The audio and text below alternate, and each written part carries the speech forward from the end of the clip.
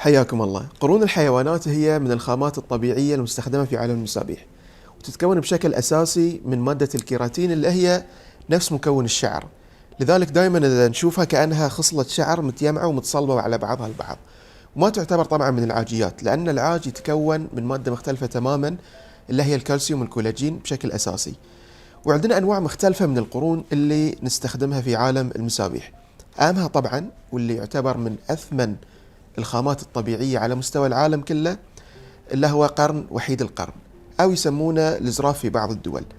وعندنا أيضا من أنواع القرون الثانية المستخدمة في عالم المسابيح قرن الجاموس، ويكون في تداخل بين اللون الأبيض والأسود، تداخل جميل. وعندنا قرن الظأن، وهاي يكون لونه بيج غامج أو فاتح.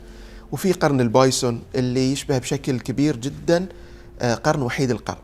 وفي أيضا عندنا قرن غزال الفولدير، أو يسمونه قرن الأيل الأوروبي، اللي يكون مثل الشيارة المتفرعة وتطلع منه مسابيح جدا جميلة. والقرون خامة حساسة للرطوبة، فممكن تتأثر فيها بشكل كبير، بشكل سلبي. مثلا ممكن تسبب لها تشققات، أو يعني تطلع عفن أو ريحة مو حلوة، خاصة إذا كان القرن ما تمت معالجته قبل الخراطة بشكل ممتاز. لكن عموما لازم تحاسب على مسابيح القرون إن ما يصيدها الماء أو الرطوبة العالية جدا لفترة طويلة.